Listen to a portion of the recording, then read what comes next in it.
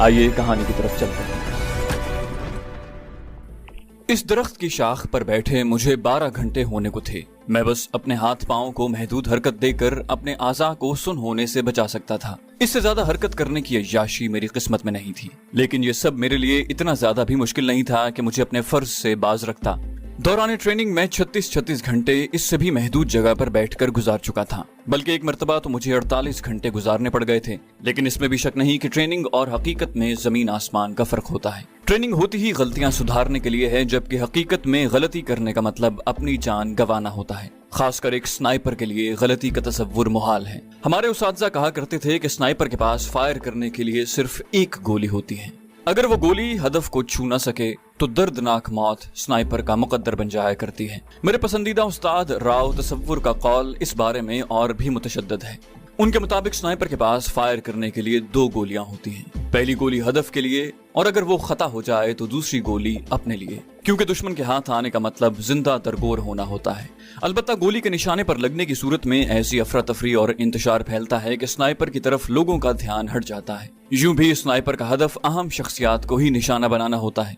लेकिन अमली जिंदगी में आने के बाद ये कहने में हक बजानिब हूँ कि इसके बरक्स होना भी मुमकिन है, क्योंकि एक बार हमारा एक साथी नाकाम फायर करने के बाद भी अपनी जान बचाने में कामयाब हो गया था, और उसकी वजह उसका आहनी इरादा, बेहतरीन कैमोफ्लेज और निशानेबाजी में आला दर्जे की महारत थी।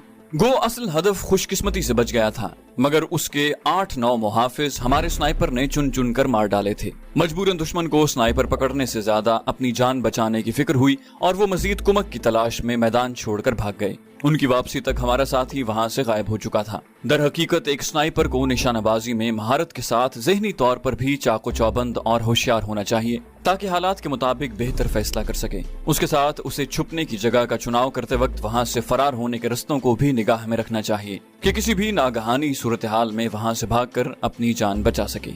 उस वक्त मेरे हाथ में ऑस्ट्रिया की बनी हुई SSG 69 राइफल थी, जिसे स्टायर स्नाइपर राइफल कहते हैं। गो आज इससे कहीं ज्यादा बेहतर और म्यारी राइफलें दस्तयाब हैं, मगर इसका ये मतलब नहीं कि इसकी अफादियत अच्छी राइफलों की मौजूदगी में कम हो गई है। इससे 800 गज तक किसी आदमी को आसानी से निशाना बनाया जा सकता है। इसकी मैगजीन में 5 गोलियों की गुंजाइश होती है, लेकिन हर बार फायर करने के बाद राइफल दोबारा कॉक करनी पड़ती है, जिसे आम जबान में बोल्ट एक्शन कहा जाता है।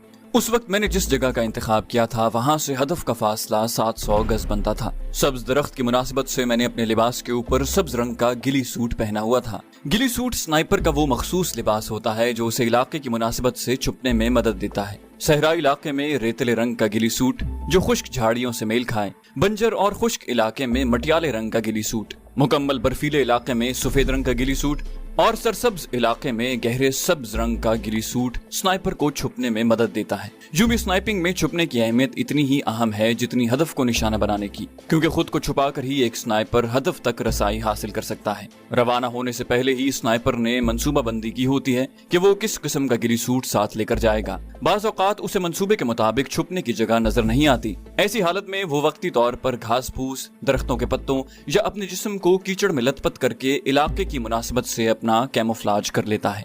मैंने पुश्त पर बंधी पानी की बोतल के प्लास्टिक पाइप को मुंह में लेकर थोड़ा सा पानी पिया।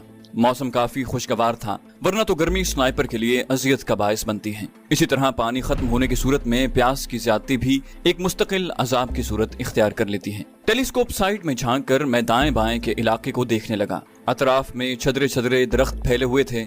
मेरे हदफ ने दाएं जानिब से नमूदार होना था, मगर मैं उस समत की दूर तक निगरानी नहीं कर सकता था कि मैंने अपनी मचान बनाने के लिए मोड़ के करीब जगह को पसंद किया था। वहां से मोड़ तक का फासला करीबन 2 किलोमीटर बनता था।